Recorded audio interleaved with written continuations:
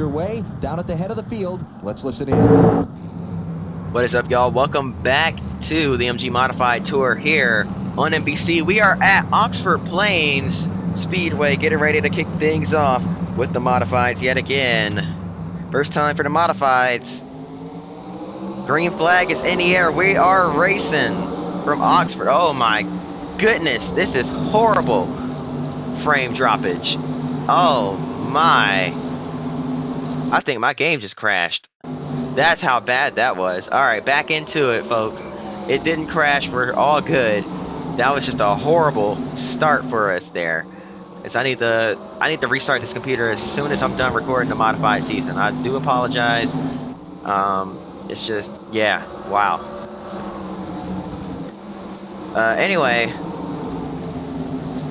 look at the 4 car on the inside. Jason Myers, wrong 4. Myers on the inside, moving up to 3rd. He's going to bring Eddie Flimke with him as the outside line is just going nowhere here on the initial start. Todd Zegedy's trying to get something going. Man, this is a very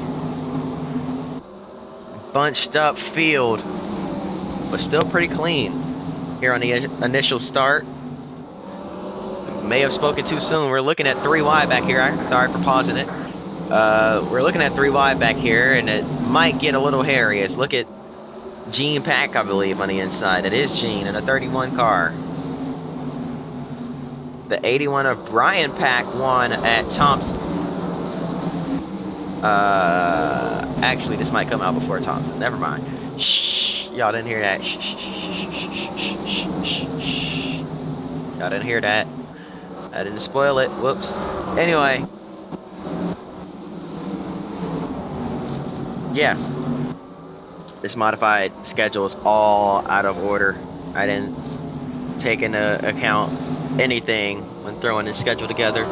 So I'll fix that next season, don't worry guys. But yeah, I might have to move some races around, so that's why I'm recording races seemingly out of order, because it's in order for the season, but not order for my season. But here we go. I'm going to try to have this as a kind of a doubleheader with the Canadian Tour, so we'll see how that goes. But it's definitely been a very interesting race so far, just seeing how bunched up, how much double file it is throughout the field, how hard it is to get clear for these guys. It is seemingly there's 2 lanes that are actually working around here. Not what I thought of this track at all. I thought it would be a single groove racetrack, but no. These guys making the outside line kind of work a little bit. So we get some great shots.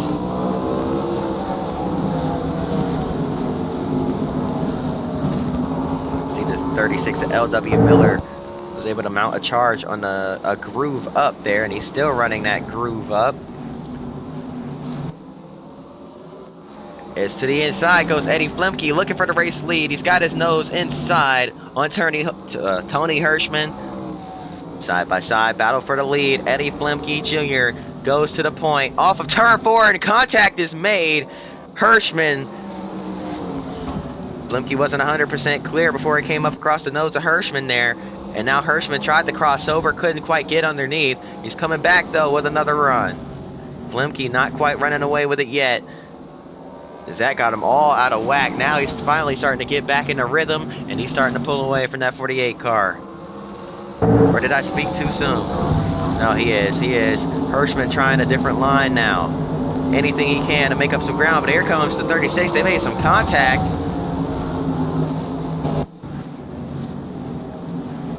LW Miller on the inside is going to clear him. Tony Hirschman on his way back. LW Miller, hard charge to the front as he overdrove into turn 1. Kind of slid up off the bottom a little bit there, but he's still carrying his momentum through the turn.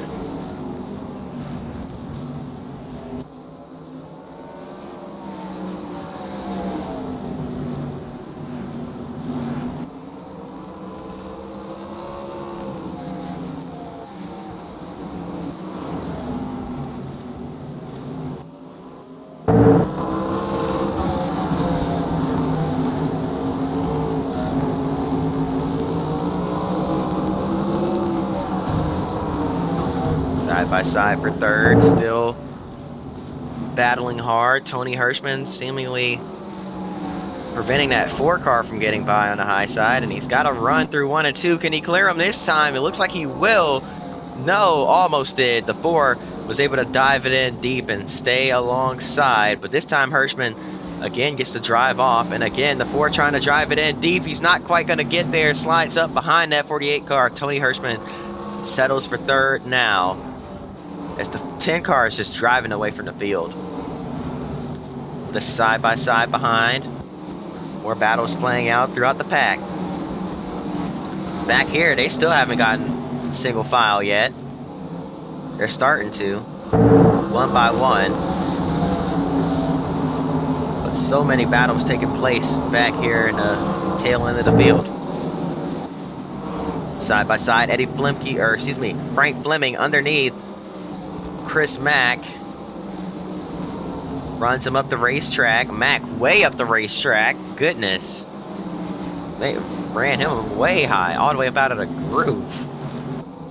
Making sure he was going to take that spot. Now to 36 with a dive. From behind, looking underneath the 86. Ted Christopher in the red 86 or red 36 looking underneath Chris Mack. Can't get there.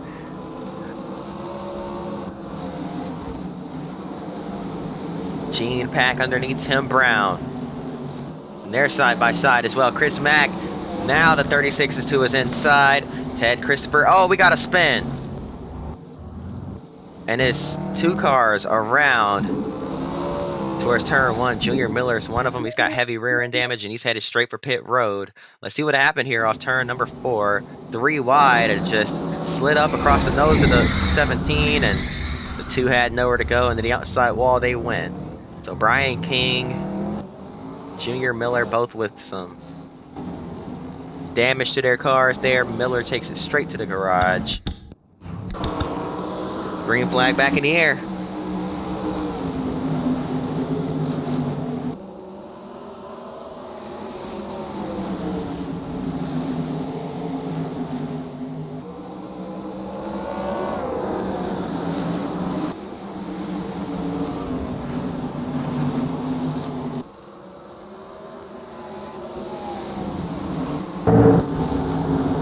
Side by side back here for second.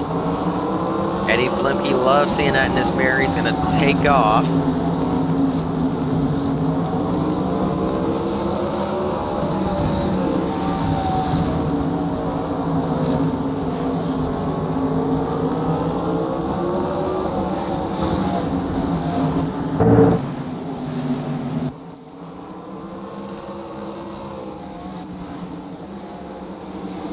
Still fighting tooth and nail for P2. LW Miller doesn't want to lose any positions. We got 2 cars way off the racetrack and into the fence on the outside of the track. Mike Stefanik and Donnie Leah both seemingly out of this race. Donnie Leah just can't get that car to turn. He was rolling, but just drove straight into the butt end of the wall as he couldn't get it to turn. Kind of eased it into the wall there, rather than hit it hard. So it looks like those 2 might be out of the race. And let's see what happened there. To Donnie Leah and Mike Stefanik. Oh boy, it looks like another 3 wide situation here.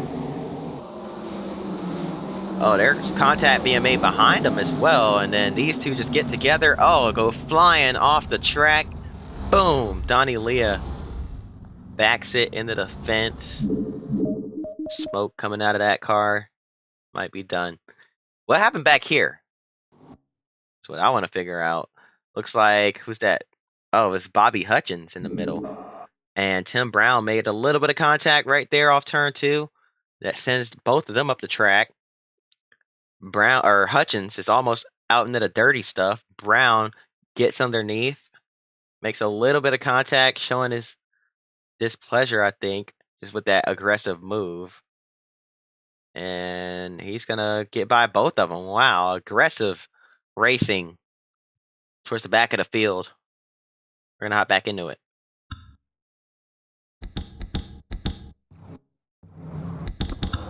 Green flag is back in the air yet again.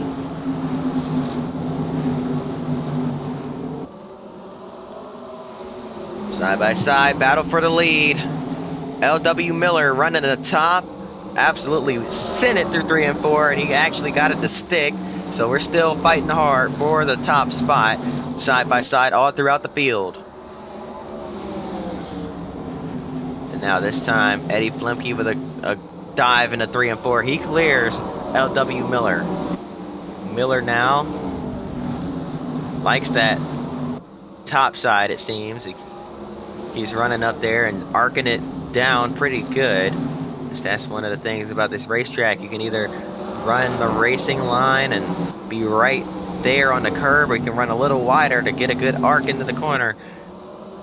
And now the 10 slipped off turn 2 and he ran wide, so now he's going to take that big arc into the corner.